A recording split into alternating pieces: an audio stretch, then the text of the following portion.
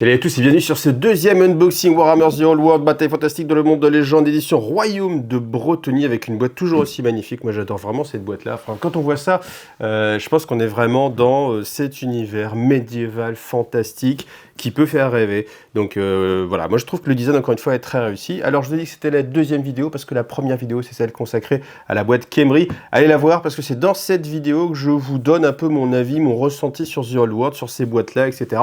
Là du coup on va être plus rapide, je vais juste vraiment vous montrer ce qu'il y a dans cette boîte là et puis on va regarder aussi les deux petites boîtes qui sont ici. Tant qu'à faire, on va se faire un package full Bretonnie.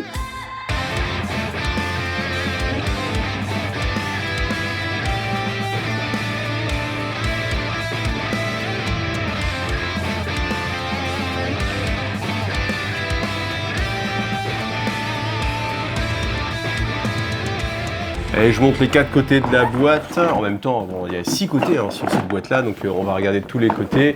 Le derrière de la boîte, le contenu quand même, donc le Duc sur Pégase Royal, la nouvelle figurine. Il n'y a qu'une seule nouvelle figurine. C'est peut-être un peu moins intéressant que la boîte Khemri si on veut justement de la nouveauté en termes de quantité. Après, elle n'est pas au même prix non plus. Elle coûte un peu moins cher. Elle est à 205 € alors que l'autre était de 206, même 206 €. Voyez, on n'est pas à 1 € près par rapport à l'autre qui est 230 €, mais vous avez toujours malgré tout le livre de base, voilà. Donc après, je pense que c'est quand même une bonne façon de revendre les choses, voilà. Vous mettre le bouquin à part, c'est aussi possible, vous avez le bouquin à part, ce que je voulais dire. Donc voilà, allez, on y va, on va ouvrir cette énorme boîte. Alors la boîte est un tout petit peu moins épaisse que la boîte des Khemri, par contre, et bien regardez, si vous les mettez côte à côte, vous avez le dessin qui se poursuit, je trouve ça super, et c'est pour ça que ça me donne à penser que peut-être ça va être le format de sortie à chaque fois, 2 nouvelles factions avec des anciennes figurines, une nouvelle figurine et 2 boîtes comme ça qui se font un peu face à face. Tous les ans peut-être, je ne sais pas, on verra. On peut, bon, on va essayer de ne pas imaginer que ce soit comme Warcry par exemple, ou comme Kill Team, et que à chaque nouvelle saison, Warhammer Underworld par exemple, on vous sort 2 nouvelles boîtes avec un nouveau bouquin de règles. Non, ça j'y crois pas, faut pas croire ça.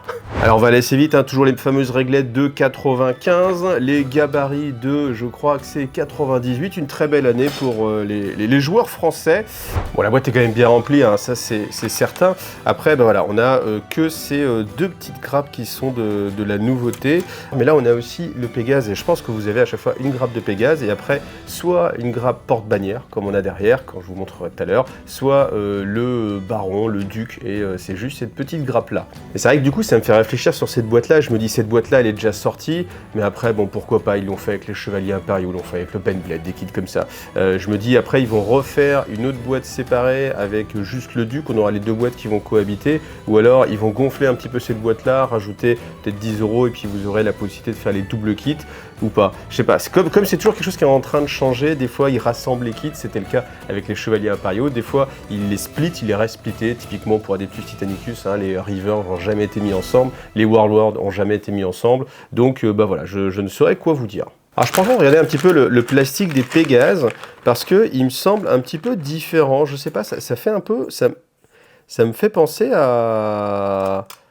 Je sais pas, je saurais pas vous dire pourquoi, comme si ça avait été fait ailleurs. Peut-être que ce qui s'est passé, c'est que certaines des grappes, alors là c'est spéculation totale, ont été faites en Chine, c'est arrivé par plastique comme ça. Souvent ce qui se passe, c'est que Games Workshop aime bien plutôt en Angleterre faire des grappes à haute technologie, typiquement les nouvelles grappes, et les grappes de décor, les grappes de vieux kits, peut-être, on peut imaginer comme ça, tous les cavaliers, etc.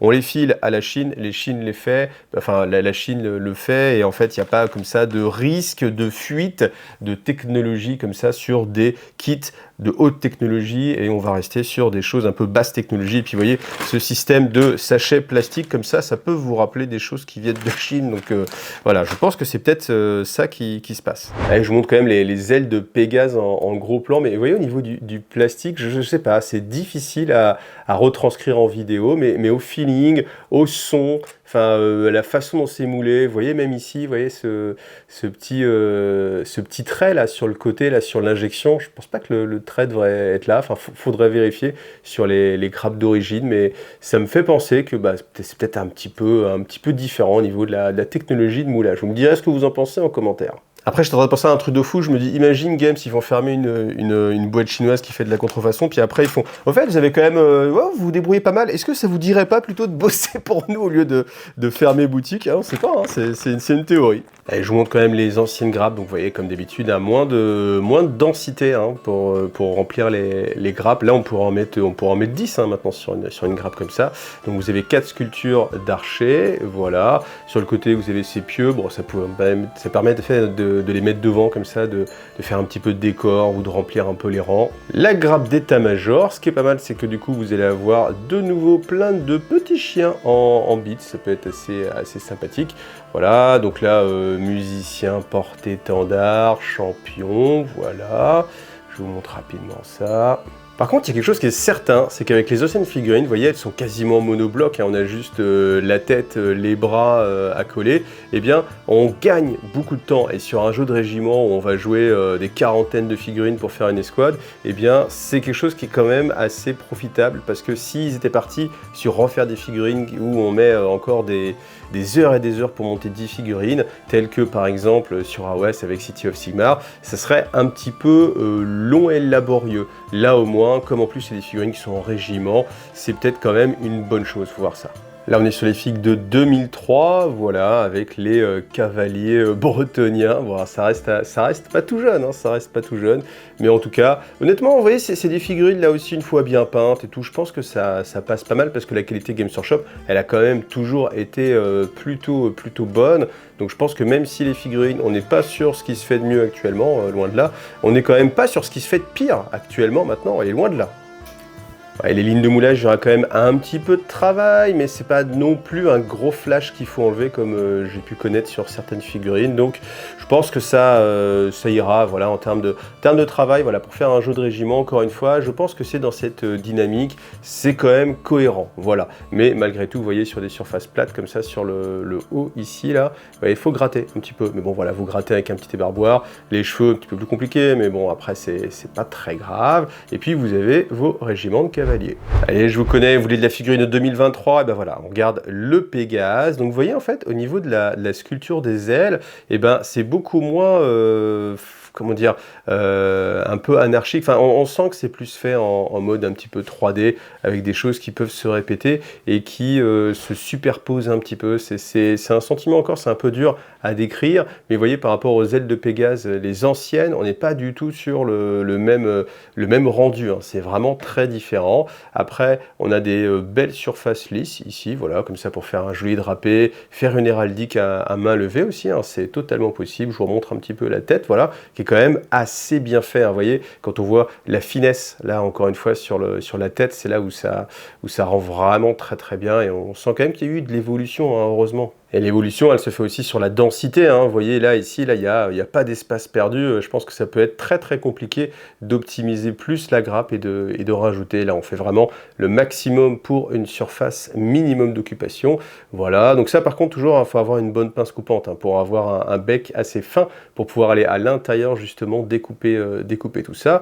Là, remarquez, la ligne de moulage, elle est presque identique, en fait, hein, à ce qu'on avait sur les autres grappes. Donc, au final, c'est pas toujours un élément qui est extrêmement pertinent, vous voyez, parce que là je vois, alors je sais pas si je peux vous le montrer, mais vous voyez ici là, sur cette jambe, je pense qu'on le voit un petit peu, c'est un petit peu marqué quand même, hein. Faudra pas mal gratter. Bon voilà, on a plus de détails, mais pas énormément plus. En même temps, les chevaliers du Graal, ils étaient déjà un petit peu, enfin les chevaliers bretoniens étaient déjà très remplis, hein. Pas de surprise avec le reste de la boîte, vous avez aussi là un livre toujours assez costaud. Vous avez les socles sur les côtés, voilà. De nouveau les dés, la petite réglette, les gabarits. Et puis on va regarder un peu en détail la notice.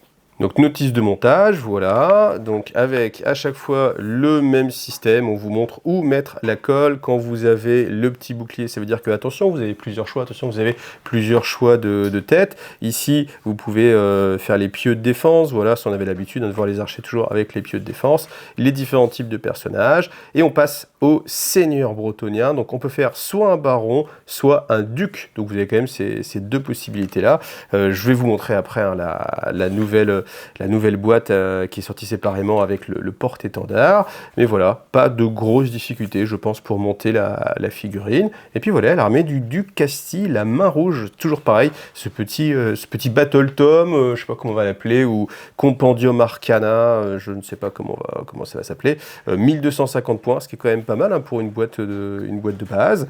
Et puis voilà, la petite formation fer de lance qui est la spécificité et les règles spéciales, voilà. Donc tout est quand même bien détaillé hein, dans cette notice. Bon, depuis le temps que je vous en parle, il est temps que je vous le montre. Je trouve que les boîtes sont très réussies. Franchement, le marketing ou le gars qui a fait l'imprimé de la boîte, franchement c'est très réussi, ça donne envie, c'est bien pensé. Vous voyez, on a le logo de l'armée, on a sur tous les côtés un peu des choses. C'est pas comme à 40 000 où vous n'avez pas de dessin de ce qu'il y a à l'intérieur et où on s'y perd sur les boîtes. Donc ça, franchement, ça fait envie et je pense que c'est un élément important hein, de la vente tout simplement. Combien de gens simplement ont pris une boîte en main puis après se sont dit ah bah tiens, pourquoi pas, qu'est-ce que c'est? Vous demandez au vendeur, le vendeur vous explique, vous trouvez ça génial et 20 ans après, vous vous retrouvez à jouer à un jeu. Hein. Donc voilà, c'est quand même assez important.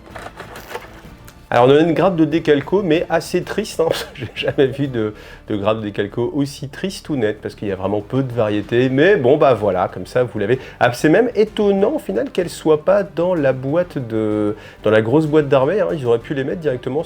Donc la notice cette fois-ci est en noir et blanc et sur un papier qui est de maigre qualité, donc bon bah voilà, c'est des choix économiques hein, qui sont faits. Du coup, tous les trucs un petit peu sympas comme savoir exactement où vous mettez la colle parce qu'il y a un petit trait de couleur jaune, on le perd. Donc ça, c'est juste un petit peu dommage. Voilà. Après, au prix, on paye les figurines. J'ai envie de dire, ils pourraient quand même garder la couleur. Ça, c'est un petit peu dommage. Après, bon, on va pas s'arrêter là non plus. Ça reste quand même des magnifiques figurines. En tout cas, il ne devrait pas y avoir trop de soucis sur le montage de cette figurine.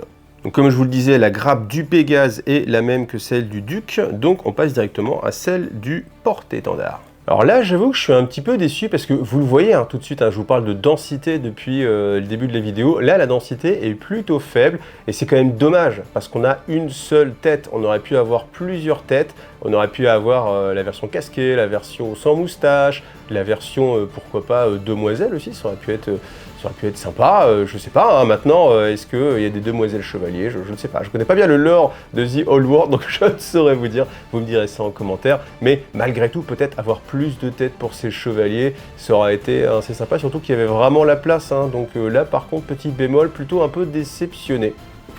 On passe au chevalier de la quête du Graal, voilà, je vous montre la boîte. Après, ce que je viens de remarquer, c'est qu'au final, on n'a que du texte en anglais, les boîtes ne sont pas version multilingue. Des fois, en fait, on a au moins le nom en fait en plusieurs langues. Là, ce n'est pas le cas, mais en tout cas, on a quand même 40 personnages dans cette boîte, donc c'est quand même une boîte bien remplie.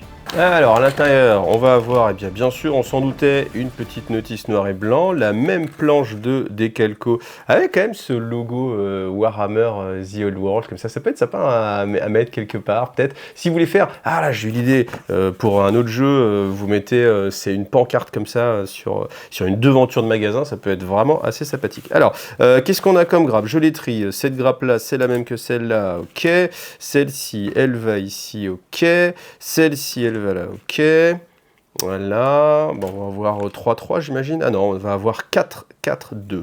Donc la notice qui, elle, par contre, est quand même aussi en multilingue, vous voyez, donc c'est pour ça que des fois c'est un petit peu étonnant. Après, bon bah voilà, elle est toujours en noir et blanc. On a quelques options de tête, voilà. Pour faire le champion, on peut faire 3 types de champions différents. Alors ce qui est dommage aussi, c'est qu'on perd les codes couleurs, parce que chez Games Workshop, par exemple, là il y a 3 choix, et vous aurez mis celui-ci en rose, celui-ci en vert, celui-ci en jaune, ou en bleu, et comme ça, là vous dites, ah tiens, ça c'est bleu, donc ça veut dire que c'est pour tel personnage, et ainsi de suite.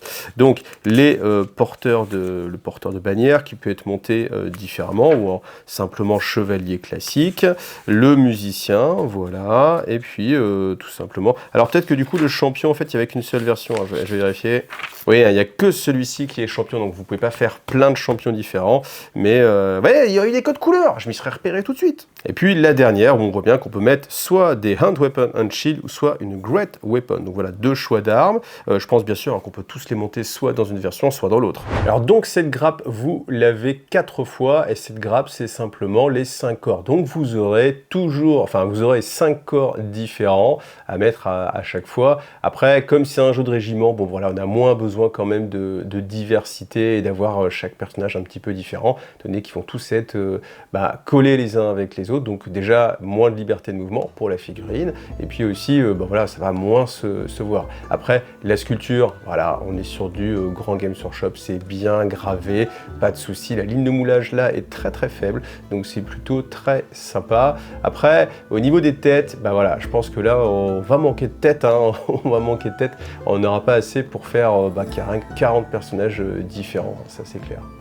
Alors on commence par un gros plan, je vous montre les petites effigies comme ça qu'il y a sur le casque, et je trouve que c'est quand même bien gravé, hein, et en fait ça m'a fait penser à quoi? À War Master, tout simplement. War Master, c'est ni plus ni moins que du battle à l'échelle épique, et au final je me dis, en fait avec des figurines de cette échelle-là, ça serait quand même super sympa, parce que là on a quand même quelque chose de très joli, qui est quand même assez défini pour qu'on puisse reconnaître le personnage, donc voilà, c'est quand même assez sympathique. Vous verrez que sur les décorations des casques, ou même les hallebards, enfin pas les hallebards, les haches à deux mains, par exemple les Great Weapon, c'est plutôt bien fait, hein. Moi j'aime bien ce type de sculpture. On n'est pas non plus avec énormément trop de détails. Je pense qu'ils ont été assez raisonnables.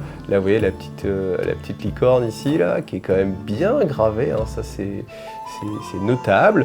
Voilà, après voilà, on pouvait pas faire que 2 grappes et puis laisser le choix entre les boucliers, surtout le bouclier ça prend en plus beaucoup de place, les grandes armes, et puis mettre plus de têtes et plus de corps. Donc il y avait un choix à faire pour rester que sur 2 grappes.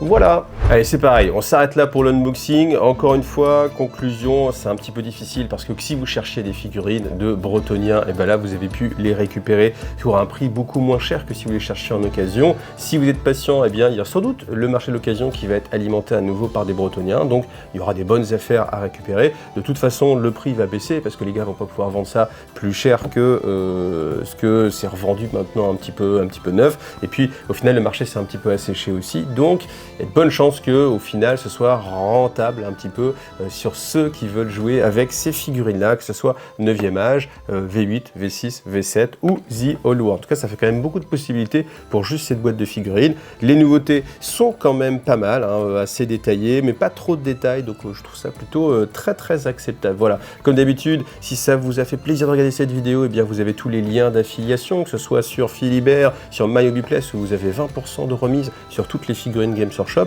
Vous avez aussi le lien Amazon aussi de temps en temps quand vous achetez tout et n'importe quoi. Moi, ça me permet d'acheter du matos aussi, donc ça c'est quand même très très cool à vous. Et puis, bien sûr, il y a le Tipeee, si vous avez envie de soutenir plus directement la chaîne. En tout cas, je vais essayer après de vous remontrer ces figurines quand elles seront montées et peintes. C'est pas tout de suite, mais en tout cas, je ferai une sorte de showcase comme ça. Voilà. Merci à vous en tout cas, et à bientôt. Salut à tous.